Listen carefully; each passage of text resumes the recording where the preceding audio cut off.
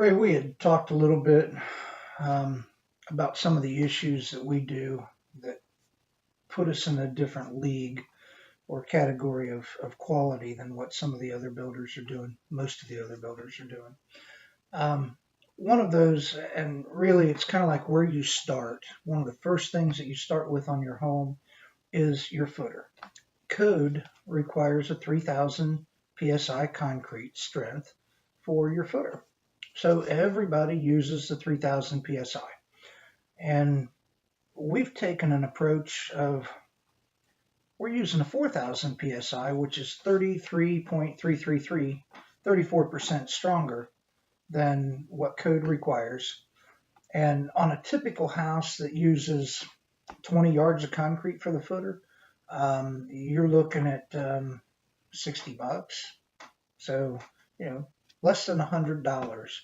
You're increasing the strength of the primary thing that your house sits on for structural integrity. I'm spending the customer money to do that, but I think I'm spending the customer's money in a really good way. It's kind of like a fiduciary responsibility, and I feel like that's what I'm doing. Um, Over and above that, we're taking 2 rows of continuous half-inch rebar, 5/8 in some cases, um, and running that through the footer. Now, footer concrete has a compression strength of the 4,000 pounds per square inch, which is pretty decent. But if a groundhog, and I know that's kind of far-fetched, but let's say a groundhog or something softens the soil at some part in the house of the footer, under the footer, that ground becomes softer and it will bend or break because there's no tensile strength to it. There's no shear strength. Whereas if you put in rebar, and this pin has a shear strength, you can't break it. Concrete, you're going to break. You're not going to crush it, but you can break it. So we put in rebar, and it's $1.30 per lineal foot on a footer. Um, in general terms, you're probably going to have, I don't know, $400 maybe in rebar in the typical house footer. But for that, you bridge any gap that might come up in the ground that the footer sits on top of. If there's a problem under it, that rebar has a tensile strength that won't allow it to bend or break. So everything stays solid longer on your new home. So in 20 years, you still don't have cracks at the ridge or cracks in the ceiling. Everything is still there. It's still solid. It's not going anywhere. That's the way I like it. You shouldn't have a bunch of foundation cracks. You shouldn't have cracks in your brick. It happens with all of us. But the more you can do up front to protect that or eliminate that, the better off you're going to be. Especially when you're talking a few $100s on a couple of 100,000 or more customer home. Money very well spent, and I think it's prudent on my part to do that for the customer. Customer wouldn't know the difference. I do. They will in 20 years when their friends' houses have those cracking issues and their house doesn't. They'll look back and say, that's because my builder did put rebar in and used a better concrete. Money well spent. How do you keep the basement dry, Dave? Yeah, Ray, we had talked about keeping water out of people's basements. How do we do that? How have we been so successful at keeping water out of the basements? And it's really easy. Water is going to take a path of least resistance. So we give it a path. We provide a path for the water to flow. So let's start with back at the foundation and the footing. A lot of builders will dig it at one level where the slab goes and drop down 4 inches where the footer goes. And that way they can put their drain tile in, put their 4-inch minimum required gravel in on top of it, and then pour their slab, and that comes up to where it's supposed to on the footer for the foundation wall. We take that a little different approach, and yes, again, I'm spending customer money, but